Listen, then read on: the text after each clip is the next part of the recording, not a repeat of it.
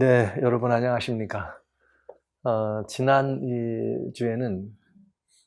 지난주에는 여러 곳에서 많은 이 궁금한 부분에 대한 질문들, 또 여러 가지 주변에 일어나고 있는 일들이 나오곤 현재 우리 주변에서 펼쳐지고 있는 상황들에 대한 궁금증들, 이것들이 어떻게 하나님의 말씀과 관련이 있으며 주님이 어떻게 우리 예언의 기별과 이렇게 연관된 것으로 이 모든 이 세상에 일어나고 있는 일들을 보실 것인가에 대한 궁금한 부분에 대한 질문들을 많이 보내오셨습니다. 그래서 그 대표적인 질문 가운데 하나는 역시 근래 미국을 중심으로 일어나고 있는, 특별히 도널드 트럼프라고 하는 대통령을 해서 중심으로 일어나고 있는 많은 궁금증들이었습니다.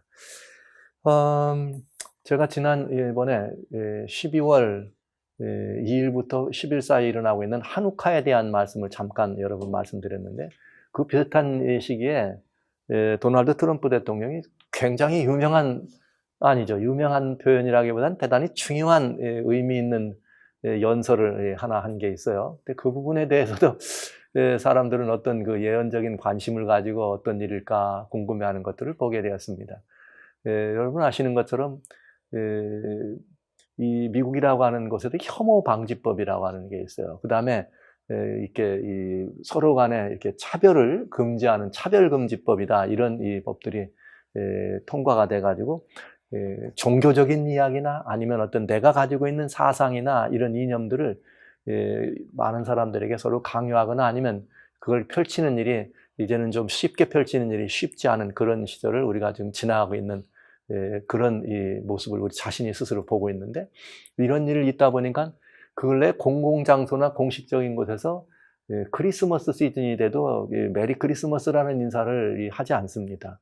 또 이런 부분들이 또 서로 간의 차별이나 서로 간의 많은 그런 그 종교나 혹은 이념에 따라서 그것도 역시 혐오의 대상이 될 수 있기 때문에 서로를 존중하는 의미에서 공공장소나 공공시설에서는 그런 일들을 하지 않고 그런 말들을 표현하지 않는 것이 아주 신사적인 것이고, 그것이 또 법을 지키는 사람들에 대한 이야기처럼 되어 있습니다.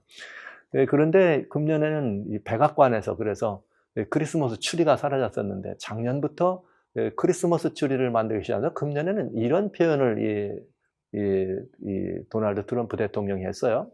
무슨 말을 했는가 하면, 미국의 이 헌법 가운데 종교의 자유, 각 종교가 개인적으로 자기의 종교를 프랙티스할 수 있는 자유가 있을 뿐만 아니라 그런 것들을 표현하는 데서 상당히 자유로운 이런 법이 있다는 말을 이야기하면서, 잔슨스로라고 하는 법, 그 말은 종교단체나 혹은 종교가 어떤 정치적인 참여를 하거나 특정 어떤 것에 대해서 지지하는 성명을 발표한다든지 그렇게 종교라는 이름으로 정치적 활동에 가담하는 것을 반대하는, 그렇게 되게 되면 면세 혜택을 주지 않도록 함으로 말미암아서 종교적인 그런 행사가 이렇게 정치적인 이런 곳에 영향을 미치지 못하는 법이 있습니다.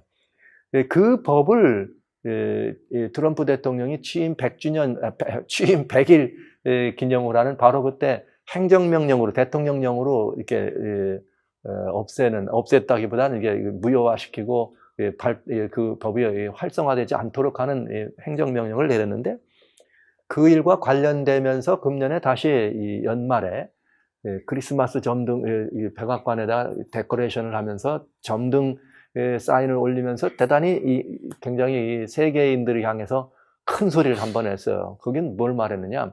미국의 대통령이, 미국의 조지 워싱턴 이후로 쭉 내려오면서 토마스 제퍼슨 대통령이 제 네 번째 이 헌법소안의 헌법의 그 어멘드, 이 헌법 조항을 만들 때 종교의 자유를 말했다. 누가요? 토마스 제퍼슨은. 그러나 이 금년 2018년에는 어떤 일이 벌어졌는가?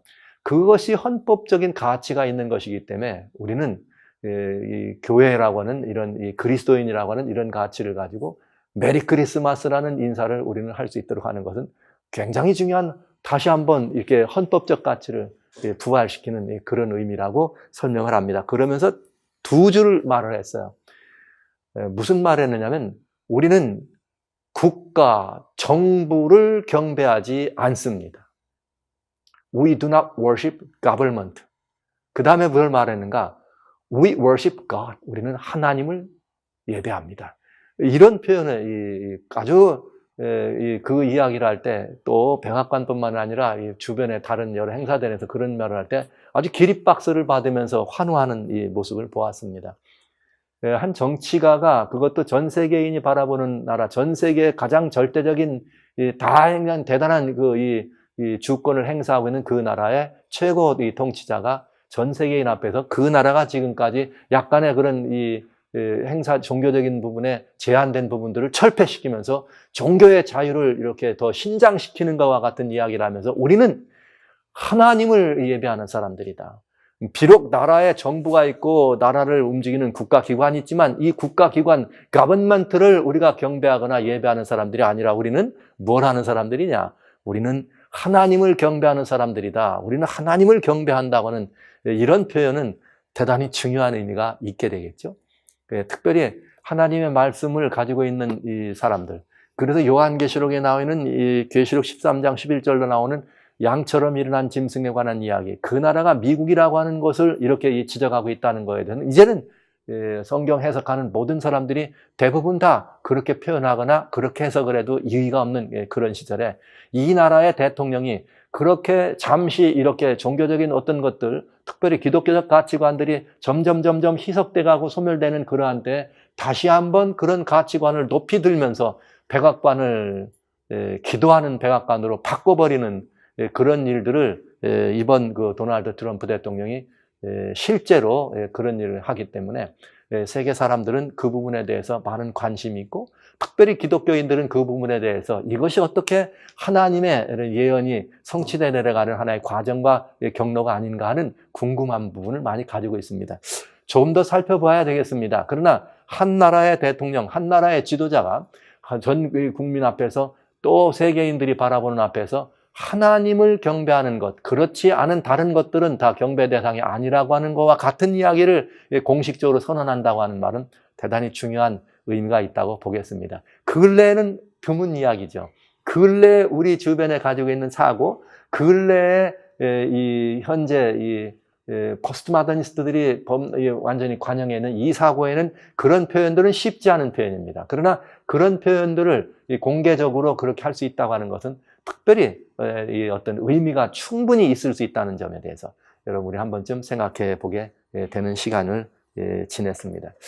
자, 이러한 때를 바라보고 지나면서 저는 이제 여러분들에게 말씀드린 것처럼 지난 시간에 이어서 다니엘서는 마지막 시대를 위해서 주어진 이 하나님의 놀라운 교과서이다. 다니엘서라고 하는 하나님의 말씀은 마지막 시대를 지나가고 있는 사람들을 향해 주어진 이 단순한 교과서가 아니라 그 사람들은 어떤 사람들이며 그 사람들이 어떤 경험을 가질 사람이며 그 사람들이 누려야 될 업은 무엇인가. 여기 다니엘 12장에 나오는 13절에 업을 누린다고 하는 그 말은 업이라고 하는 말을 리워드 보상과 상급으로만 누릴 것이 아니라 그런 보상과 상급을 받기 전에 더 큰 그리스도인의 보상이란 충성스러운 삶을 살았기 때문에 받는 상급만이 아니라 어쩌면 그리스도인에게 누려야 될 가장 큰 보상이란 어떤 보상인가? 이 땅에 살아가는 사람들로 하나님을 섬기고 예수님을 통해서 하나님께 나온 사람들이 하나님의 나라, 주님의 나라를 위해서 무엇인가 자신을 드리고 무엇인가 자신의 역할이 있고 무엇인가 자신이 해야 될 업이 있다고 하는 것은 놀라운 특권이 아닐까 생각합니다. 이것이야말로 어쩌면 그것이 우리가 생각하는 상급이 될 수 있지 않을까 바라봅니다. 이것은 대단히 중요한 일이었죠. 그래서 그런 이것들이 다니엘서에 기록되어 있기 때문에 예수님 자체가 다니엘서를 이렇게 읽고 깨달으라고 하신 말씀을 우리가 근거로 해서 다니엘서를 단순하지만 다니엘서가 마지막 시대를 살아가는 우리들에게 주는 교과서적 다니엘을 어떻게 볼 것이냐를 잠시 보고 있습니다.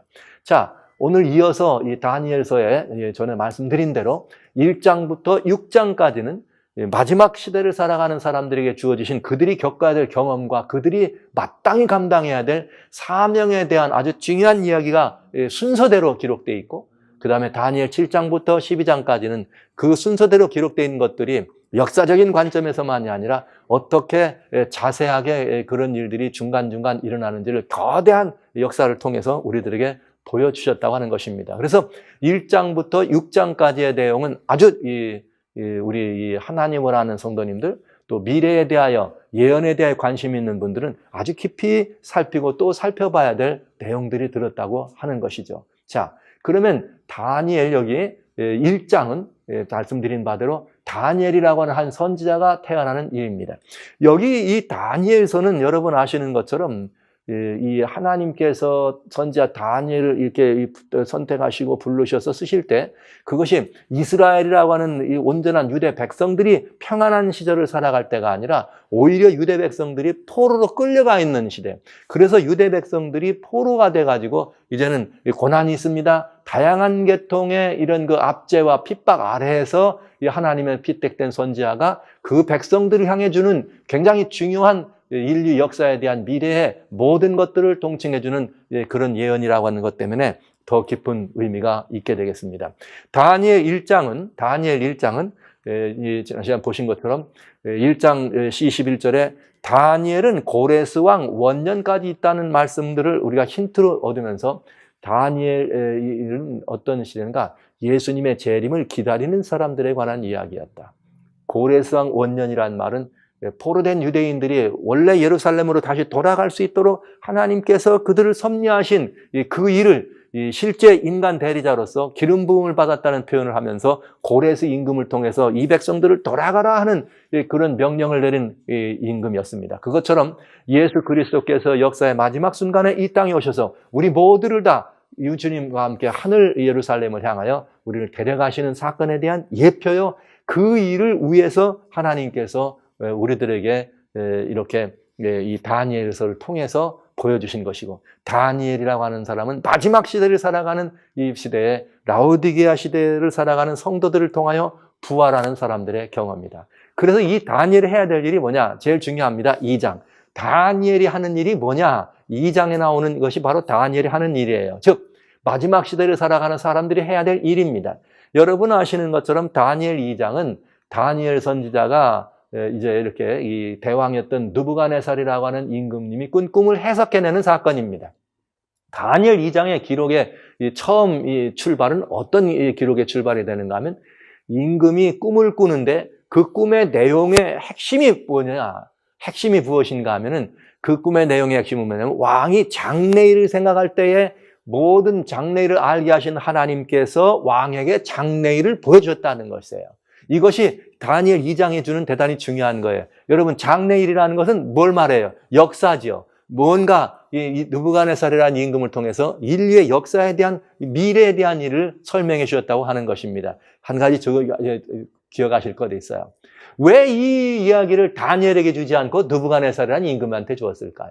느부갓네살 임금은 이방 나라예요. 오히려 하나님을 핍박하고 압제하던 사람입니다. 그런데 그 하나님 나라를 핍박하고 압제하던 하나님 백성들을 진멸하려고 애쓰고 하나님 백성들을 어렵게 한 그에게 왜 하나님은 계시성 꿈을 주셨을까요? 이상하지 않습니까? 여러분 어떻게 생각하세요? 이 문제에 대해서. 우리들은 가끔 그런 생각을 합니다. 하나님을 아는 그리스도인들만이 하나님의 뜻을 전적으로 우리가 독점해가지고 무언가를 이렇게 받아서 전달해야 될 그런 의무가 있는가? 아닙니다. 전 세계 모든 사람들은 다 하나님이 쓰실 수 있는 도구임을 기억하시기 바랍니다. 그가 이방 땅에도 좋습니다. 어쩌면 악도 악한 날에 쓰여지기 위해서 하나님이 그를 쓰시는 것과 마찬가지로 이 땅에 있는 모든 이 피조물들은 다 하나님의 손에 들려져 있는 도구입니다. 하나님 말씀하시기로 나누면 누구라도 활용할 수 있다고 하는 것이죠. 그런데 이 이방 임금을 선택한 데는 이런 이유가 있죠. 당시에 근동 세계를 장악했던 가장 큰 나라 바벨론의 대왕이었습니다. 그러니까 그런 대왕이었다면 자기네 나라의 미래에 대하여 깊은 관심이 있었죠.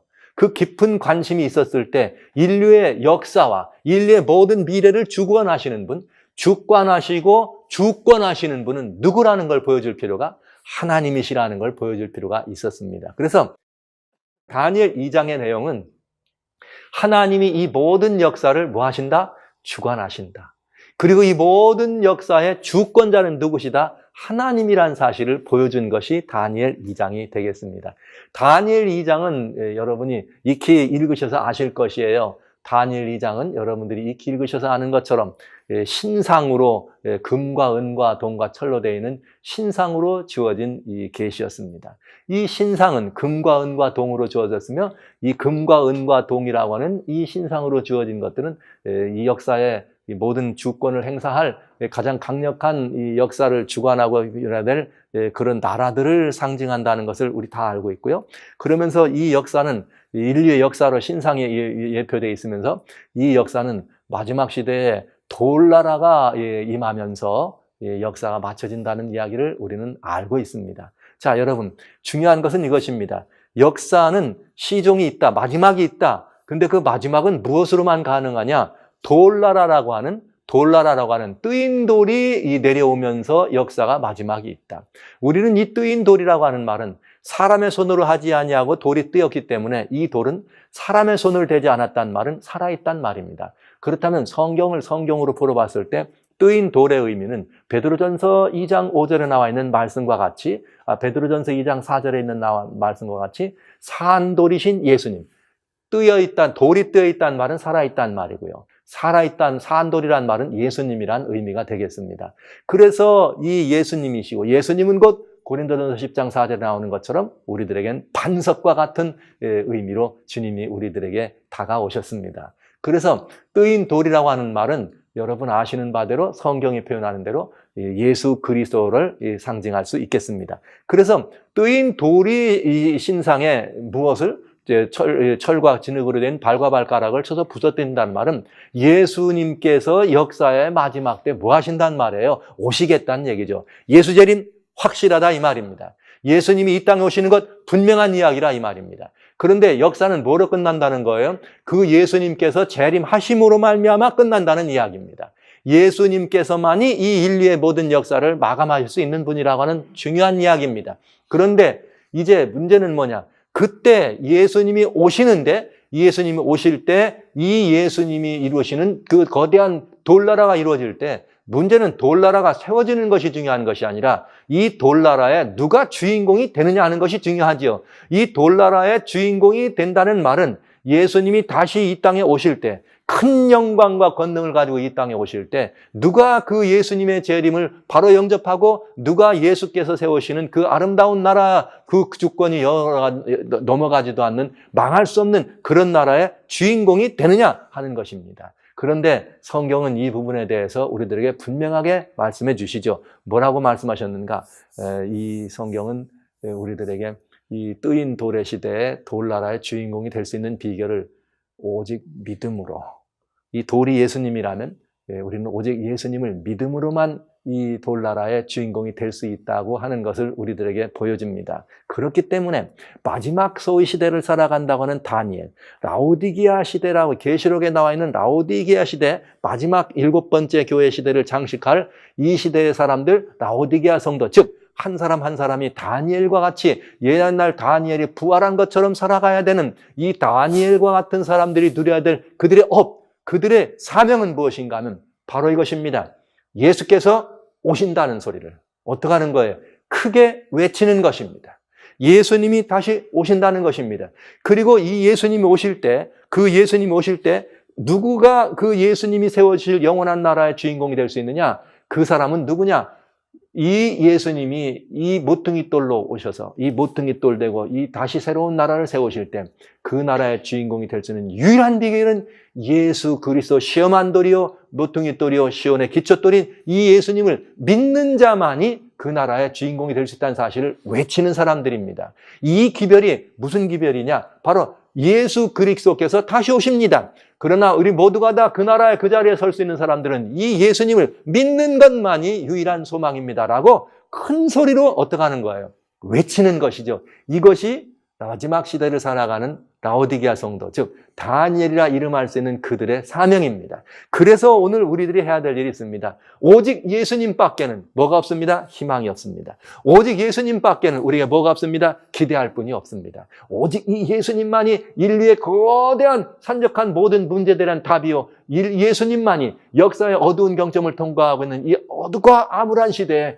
유일한 희망이라는 사실을 증거하는 사람들이 다니엘이라는 이거죠. 그래서 성경에 나와 있는 말씀과 같이 의인은 오직 믿음으로만 살 수가 있습니다. 이것을 성경의 다른 표현으로 말한다면 예수님의 증거가 되겠습니다. 하나님께서는 마지막 시대에 이 예수의 증거를 가진 사람들을 이렇게 세워두고 계신 것이죠. 뭐라고요? 뜨인 돌. 산돌, 예수님이 오신다는 사실, 예수님이 다시 오신다고 하는 이 사실을 증거하는 사람들, 그들이 바로 예수의 증거를 가진 사람들이요, 예수님 재림의 증거를 외쳐야 될 의무가 있는 사람들입니다. 그런데 다니엘서는 여기서 맞춰지지 않습니다. 이렇게 큰 외침을 외칠 때, 이 큰 외침에 대해서 가장 거부감을 느끼는 사람이 있습니다. 아니, 가장 거부감을 느끼는 존재가 있죠. 그 존재는 누구인가? 어둠이죠. 신상을 통해서 인류의 역사를 주관하시는 분은 하나님이시고, 역사의 마지막은 예수님께로만 이루어질 수 있다는 사실을 이야기할 때, 이 사실이 가장 부담스럽고 이 사실이 가장 즐겁지 않은 대상이 있다는 것이죠. 그는 누구인가? 인류의 운명을 자기 손에 넣고 좌지우지하려고 애쓰는 어둠의 권세입니다. 인류의 모든 형편들을 자기 마음대로 주장하기를 원했던, 하늘에서부터 하늘을 배신하고 이 땅에 그 천사 3분지를 먼저 보냈던 사단의 이야기입니다. 그리고 요한계시록 12장에 나오는 것처럼, 그래서 이 땅에 있는 사람들, 이 땅에 있는 모든 사람들, 특별히 하나님을 알고 있는 사람들, 예수 그리스도와 소속된 사람들을 핍박하고 압제해서 도망가게 만들었던 사단이었습니다. 그 사단이 하는 일이 무엇인가? 예수께서 다시 오신다는 소식이야말로 이 사단이 가장 듣기를 원치 않는 소식입니다. 예수께서 인류의 희망이라는 이야기야말로 그 사단이 가장 혐오하는 이야기가 되겠습니다. 그래서 하는 일이 무엇일까? 다니엘 3장은 우리들에게 그 사실을 보여줍니다.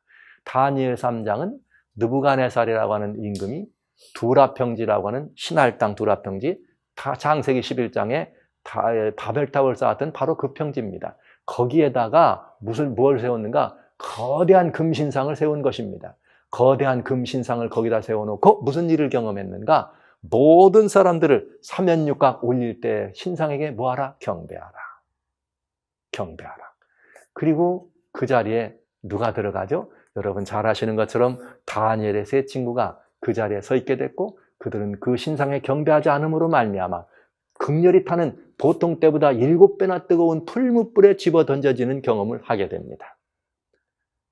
거기 온천하 만민들이 각 도에 120 방백들이 모여 있습니다. 이스라엘의 임금 시드기야도 그 자리에 와 있습니다. 이 많은 사람들이 거기서 바라볼 때, 주변 나라를 다스리는 작은 속국들이, 조공을 드리는 사람들이 거기 와서 딱 그 신상에 경배할 때, 하나님의 사람, 다니엘의 사람, 하나냐와 미사엘과 이 아사랴, 바꿔진 이름 사드락과 메삭과 아벳느고, 이 세 친구는 그 모든 사람들 앞에서 그 신상에 경배하지 않습니다.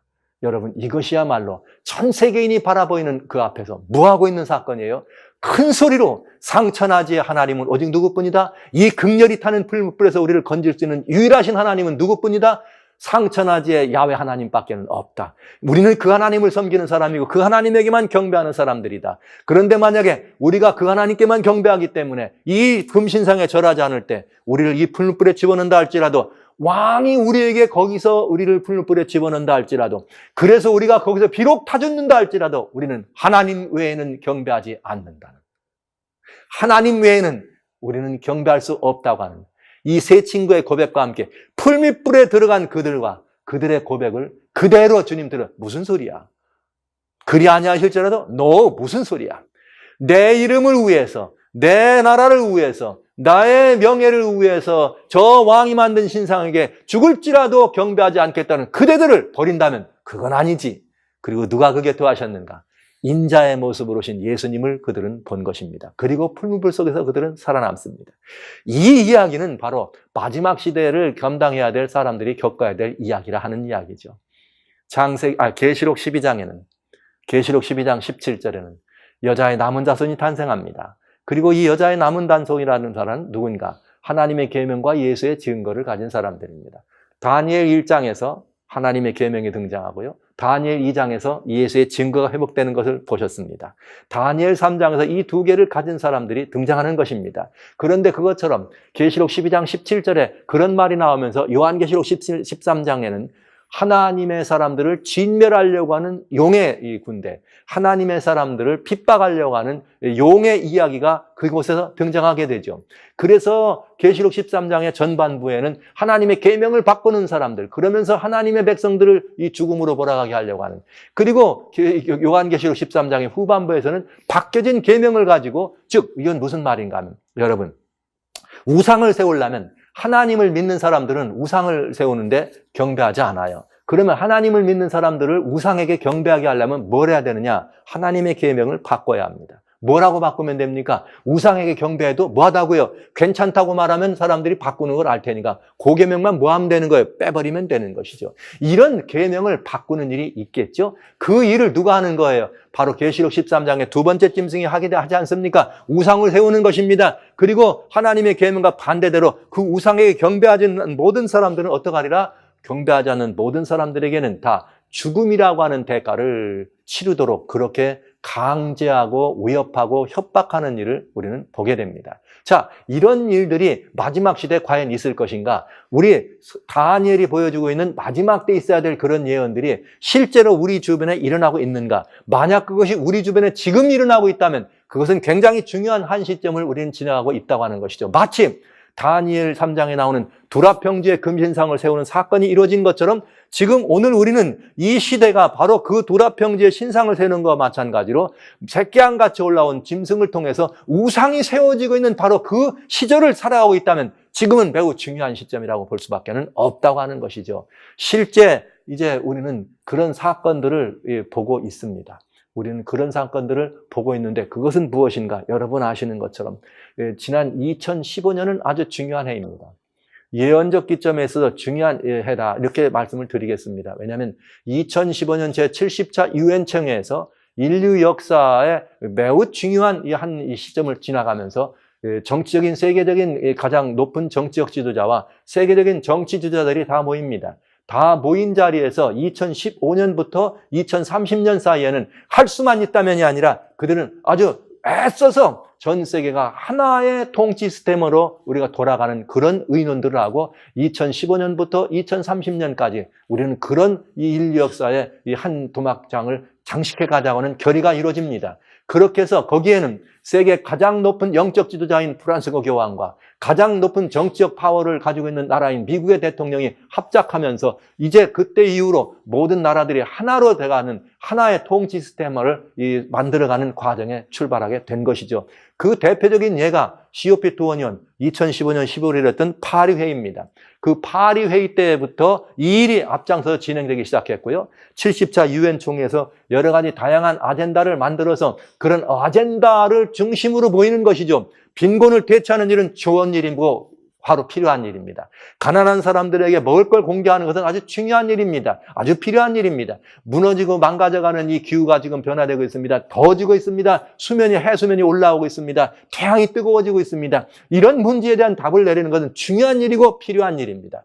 그리고 많은 사람들이 싸우고 다툽니다. 힘 있는 사람들과 없는 사람들이, 강한 나라와 약한 나라들이 서로 공격하고 잡아가고 압제하고 노예 삼고 죽게 합니다. 이런 일들을 막는 것은 필요한 일입니다. 중요한 일입니다. 명분이 있는 일입니다. 이런 명분 하에 전 세계가 하나 돼서 이런 일들을 막아보자고 하는 것 아주 중요한 명분 아닙니까, 여러분? 그래서 세계의 특별한 아젠다와 17개 세계를 바꿀 수 있는 이 골들을 가지고 역사는 하나로 흘러가는 일을 시작했다고 하는 것입니다. 그 첫 출발이 바로 이 파리 회의였다고 하는 것이죠. 그래서 파리 회의에는 195개 정상들이 모일 때 파리 회의에 모여서 우리 모두가 다 하나의 2018년부터 2015년 12월에 시작된 일이지만 2018년부터는 이것이 법적 제도 아래 들어가서 사법적인 이런 그런 컨트롤을 받고 제재를 받을 수 있는 이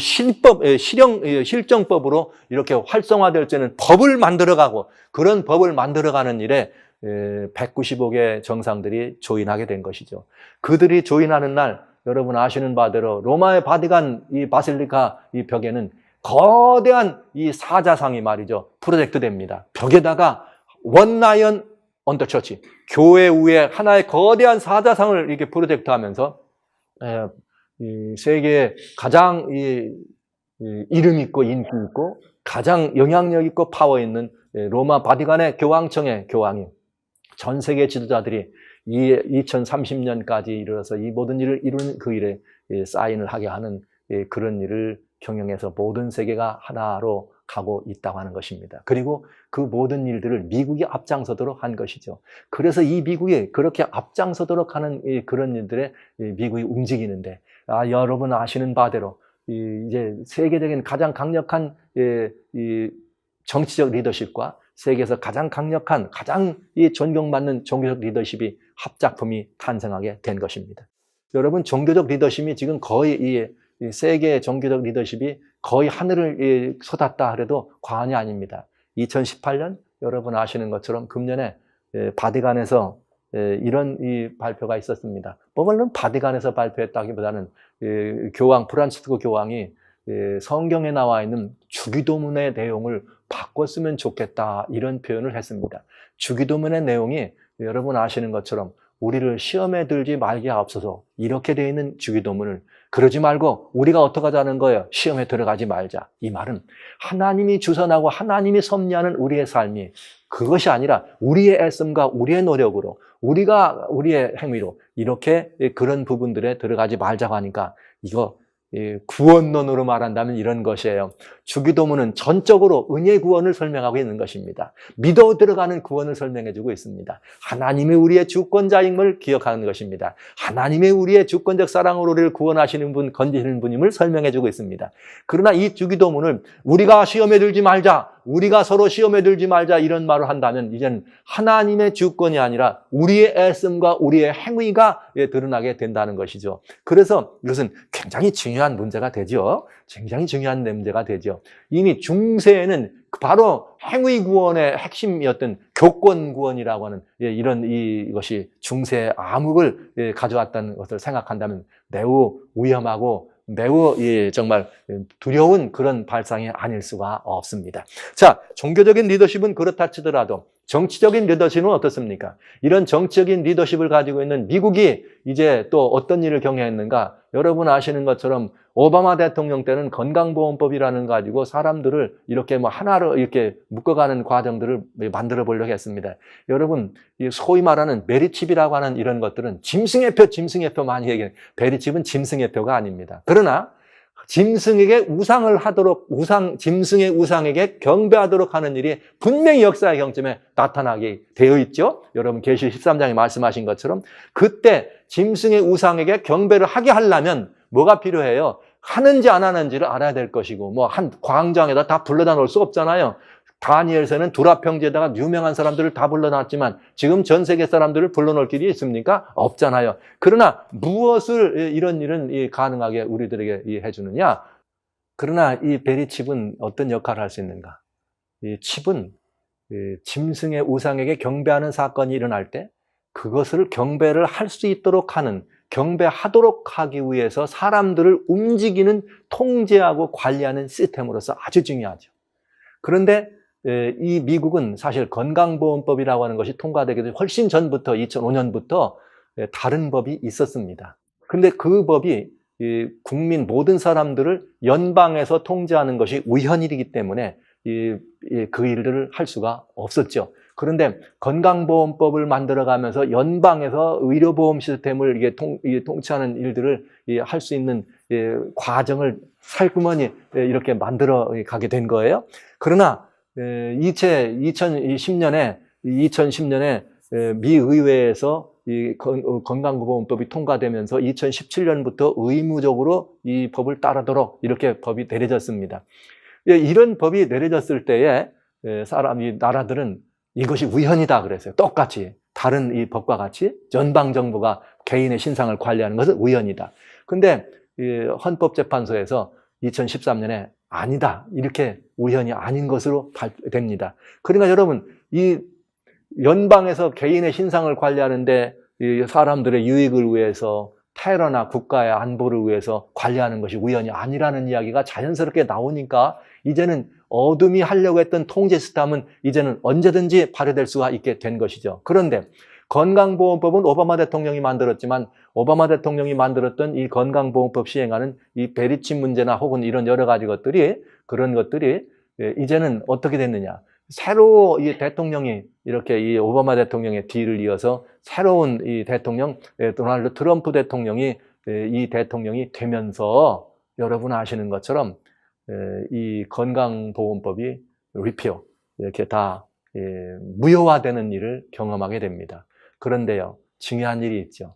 이 건강보험법은 무효화됐지만은 이미 건강보험법이 무효화되기 전에, 건강보험법이 이 땅에 태어나기도 전에 이미 이 나라는 테러 방지와 국토 방위를 위해서 무엇을 통과시켰느냐? 리얼 아이디라고 하는 법을 통과시켰습니다. 그래서 리얼 아이디라는 건 뭐냐면 이제 여러분 우리가 가지고 있는 모든 신분증이나 우리가 가지고 있는 이 드라이버 라이센스나 이런 모든 것들이 이제 연방이 관리하는 법입니다. 지금까지는 이 드라이버 라이센스는 주정부가 관리했습니다. 그러나 이제부터는 연방이 관리한다는 거죠. 개인 신상의 모든 부분들을 연방이 관리한다는 것입니다. 연방이 이 신상을 관리하면은 그래야 이 하나의 통 시스템으로 묶여진다는 이야기가 되겠죠. 이것이 발효돼서 여러분 아시는 것처럼 이제는 이 건강보험법은 사라져가지만 리얼 아이디법이 언제는 위헌이 아닌 법으로 자연스럽게 등극하면서 모든 이 국민들이 이것을 실행하고 따라야 합니다. 2018년 금년 1월 22일부터는 이것을 따르지 않으면 안 되게 돼 있고요. 여기를 아시는 바대로 2020년까지는 여러분 가지신 모든 드라이버 라이센스를 리얼 아이디로 바꿔야 합니다. 이게 지금 시행되고 있다는 거죠. 아마 어떤 분들은 편지로 바꾸라는 연락을 받는 분들이 계실 거예요. 자, 이게 없이는 국내선 비행기를 탈 때도 여권을 가지고 타야 되고 이것이 없이는 관공서나 이런 데를 출입할 때 우리를 신분을 확인되지 않습니다. 이런 조처가 바로 리얼 아이디 법이라고 하는 것입니다. 이것이 우리 주변에 시행되고 있다고 하는 것이죠. 그런데 이런 일만 진행되고 있는 것이 아닙니다. 이미 미국은 준비가 돼 있다는 것이죠. 이미 우상을 세울 준비는 되어 있다. 그런데 우상을 세울 준비는 되어 있는데 우상이라 그러면 뭐와 관련이 있어야 돼요? 종교적인 역량과 관계가 있어야 됩니다. 그런데 여러분 아시는 바대로 갑자기 미국이 지난 2017년에 예루살렘의 유럽의 이스라엘의 어디입니다? 수도입니다. 이렇게 선언하고 사인까지 하더니 유엔에서 이 상정합니다. 그랬을 때 유엔에서는 120나라가 넘는 나라가 반대합니다. 아니라고, 그렇게 하지 말라고. 30여 개 나라는 또 이렇게 찬성하고 그리고 또 많은 나라, 몇 나라는 기권합니다. 그럼에도 불구하고 미국은 No! 예루살렘은 이스라엘의 수도요. 이렇게 말을 하면서, 수도라고 말을 하면서 무슨 일을 했는가?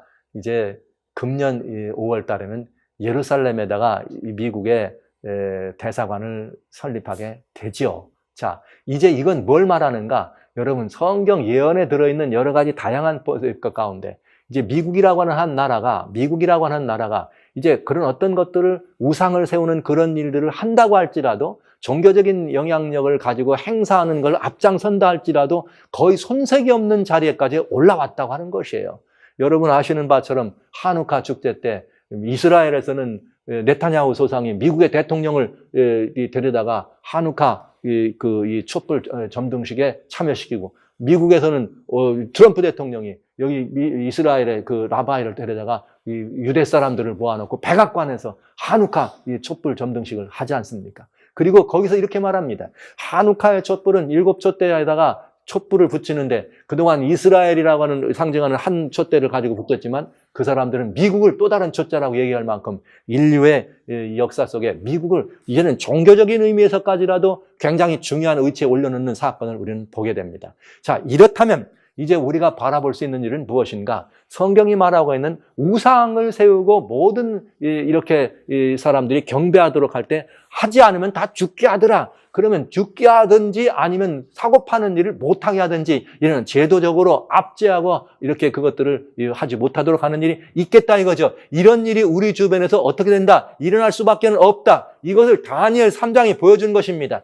사면육과 울릴 때 여기에 경배하라. 하지 않으면 몇이든지 다 죽게 할 것이다. 이 법이 계시록 13장에 나오는 계시록 13장 여기 13절부터 18절에 나오는 이것의 예표로 주어졌다는 사실은 굉장히 놀라운 이야기입니다. 자, 그때 중요한 건 무언가?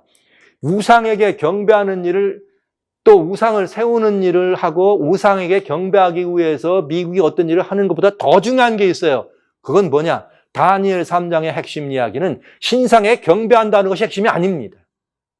신상에게 경배하는 것이 핵심이 아니고 그 신상에 경배하는 사건이 있음에도 불구하고 그 신상에 경배하지 않는 사람들이 핵심입니다. 그러니까 이 말은 무슨 말이냐면 역사가 바로 마지막 때도 그렇게 모든 신상에 우상을 세워놓고 경배토록 하는 일이 있을 거다. 어느 나라가 미국이 그렇게 할 거다. 그러나 미국이 그렇게 하는 것보다 더 중요한 거는 그런 일이 있을 때에도 여전히 그 일에 참여하지 않는 하나님의 백성이 있다고 하는 것입니다. 하나님 백성이. 이것은 대단히 중요한 일입니다, 여러분. 모든 사람을 죽게 하는 명령이 떨어질 때 No! 우리는 그럴 수 없습니다. 하나님밖에는 우리의 경배 대상은 없습니다. 근데 이게 참 희한한 날이죠. 이 나라가 그렇게 경배하게 하는 일을 할 거다 그랬는데 이 나라의 대통령이 우리는 국가도 우리의 숭배 대상이 아니요. 오직 누구밖에 없습니다. 하나님밖에는 없습니다. 이런 공언을 하고 뭔가 좀 지금 이상하지 않습니까? 이 말은 굉장히 중요한 이 한 경점을 우리가 지금 통과하고 있다고 하는 것에 대단히 중요한 예시가 되겠습니다. 이러한 때 성경이 말하는 건 뭐냐? 바로 이러한 때 요한계시록 18장에 무슨 일이 벌어졌느냐? 늦은 비 성령의 역사로 말하는 큰 해침의 운동이 일어나는 것입니다. 이렇게 정치와 종교가 합동되고 이 모든 국가 권력들이 또 영적인 그런 세력들과 합동돼서 무언가를 이루며 하나님을 대적하는 그런 일을 이루려고 할 때 바로 그런 일이 일어나는 걸 볼 때에 다니엘의 세 친구가 극렬히 타는 풀무불에 들어갈지언정 그 일에는 참여하지 않는 그거와 마찬가지로 다니엘 3장엔 다니엘이 등장하지 않습니다. 다니엘은 왜 그 자리에 가지 않았을까요? 임금의 총애를 받았기 때문에 거기서 무슨 일을 하는지 잘 알았으니까 임금은 다니엘이 가도 경배하지 않을 걸 잘 알았겠죠. 그래서 아마 다니엘을 살려주려고 임금이 부르지 않았든지 저는 그렇게 보지 않습니다. 다니엘은 그 일이 그 당시에 그 나라의 높은 지위에 있는 사람이었습니다. 두라평지에서 신상을 외울 때 그 모든 것들을 필요한 것들을 제공하고 쓰도록 하는 그런 일을 다 해야 되는 사람 아닙니까? 그러면 그 자리에서 그 신상에 경배하는 사건이 낙생식에 있을 것을 다니엘은 알았을 것입니다. 가면 경배하라는 명령이 있을 것도 알았겠죠.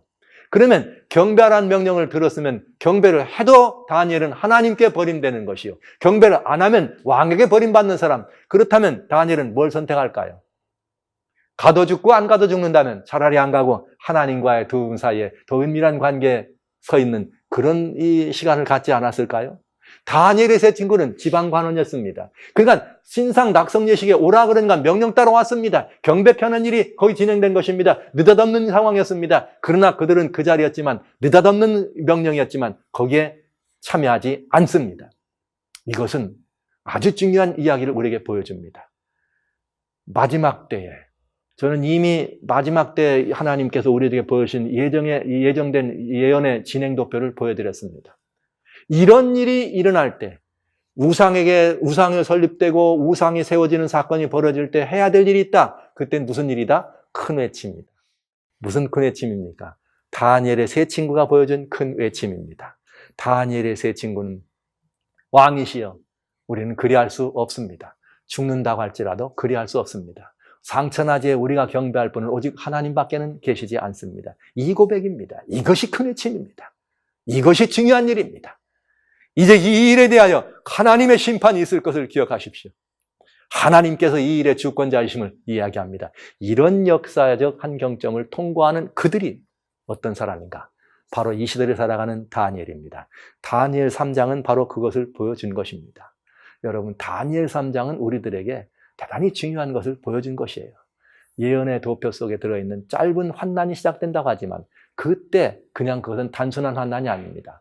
역사의 한 토막 경점으로 해서 커다란 외침으로 하나님의 계시다는 사실과 주님이 다시 오신다는 이 사실을 증거해야 될 사명이 다니엘이 누려야 될 업이라고 하는 것이죠. 이것이 바로 다니엘 3장의 이야기입니다. 그래서 저는 이 말씀을 여러분들에게 나눠드리면서 하나님께 충성하는 분들이 마지막 시대에 이런 일이 당하면, 이런 일에 들어가면 목숨을 잃어버릴까 두려워하죠. 그러나 여러분, 성경은 그렇게 말하지 않습니다. 어둠은 몇이든지 다 어떻게 하더라? 죽이게 하더라. 그러나 하나님은 어떻게 하시더라? 풀무불일지라도 내가 함께하리라. 여러분, 할렐루야 아닙니까? 풀무불에 들어갈지라도 누가 함께하리라? 내가 함께하리라. 이 말은 어둠은 그대들을 하나님께 충성한다는 이유로 죽이게 한다고 하지만은 하나님은 어떻게 한다고 해요? 아무리 어둠이 죽이려 한다 할지라도 나는 너희를 어떻게 하리라? 건지고 내가 너희와 끝날까지 함께하리라. 내가 너와 세상 끝날까지 함께하리라는 주의 약속이 이루어지는 것을 우리 눈으로 볼 수 있다는 것이죠. 여러분, 이것은 참으로 놀라운 사건입니다. 다니엘 3장은 그래서 여기 죽게 하는 느부갓네살, 금신상을 세워놓고 몇이든지 죽게 하려고 풀무불을 세워놓는 어둠의 이야기가 핵심이 아니라 그 모든 어둠이 관영하는 세상일지라도 하나님께 충성하는 사람들이 핵심이란 사실, 여러분 우리가 잊지 말게 되시길 간절히 소원합니다. 그리 아니하실지라도 우리는 왕이시여 신상에게 경배하지 않겠습니다. 우리의 하나님, 우리의 왕 되신 우리 하나님이 우리를 건지지 않는다고 할지라도 우리는 왕이시여 당신이 세운 신상엔 경배하지 않습니다. 이것이 어두움 시대, 혼란한 시대, 역사의 마지막을 바라보는 이 시대를 살아가는 하늘 백성들의 고백이 되어야 되겠습니다. 누가 뭐라 그래도, 누가 어떤 일이 있다 할지라도 우리의 대답은 분명합니다. 왕이시여, 세상이여, 어떤 일이 있을지라도 주님은 다시 오십니다. 하나님은 영원히 살아계신 분입니다. 하나님을 높이고 예수의 증거를 다시 높이고 높이 들어서 다시 오시는 예수님을 증거할 뿐만 아니라 그 이 시대를 살아가는 우리들이 하나님께 충성하는 것만이 유일한 희망이라는 사실을 우리의 삶을 통해 보여주고 우리의 외침을 통해 보여주는 이것이야말로 삶과 이런 이 증거를 다 통해서 우리는 큰 외침의 주인공이 돼야 되지 않겠습니까? 저는 여러분들에게 이 역사적인 한 토막 순간에 정말 중요한 다니엘 3장이 보여주는 것과 같이 그 세 친구와 같이 말이죠. 아니면 다니엘처럼 그런 현장에 가질 말든지 아예, 아니면 그런 현장에 모르고 갔을지라도 결정적인 순간에 하나님 편에서는 위대한 결단의 사람 되주실 주의로 축원합니다. 우리 다 같이 하나님의 사람이 되어야 합니다. 결정적인 순간에도 하나님 편에 서는 사람, 결정적인 순간에도 예수밖에 없다고 고백할 수 있는 사람, 결정적인 순간에도 예수님만이 희망이라고 말할 수 있는 사람, 결정적인 순간에도 나는 주님밖에 없습니다. 이렇게 말하는 사람들이 이 시대를 살아가는 다니엘입니다. 그리고 그들에게 주님은 확실한 이 보상과 업이 주어졌다는 사실을 기억하면서 살아신 여러분, 우리는 그 위대한 이 하나님의 역사가 지금 막 우리들 앞에서 진행되고 있고 그 놀라운 역사가 성취되고 있는 한 복판에 서 있습니다. 예의주시하여 깨어서 읽는 자는 깨달으라는 주의 말씀을 듣고 오로지 하나님, 오로지 예수 그리스도께로 우리의 관심과 우리의 시선과 우리의 심령의 모든 것들을 기울이고 고정시키는 결단이 있게 되시길 주의 이름으로 축원합니다.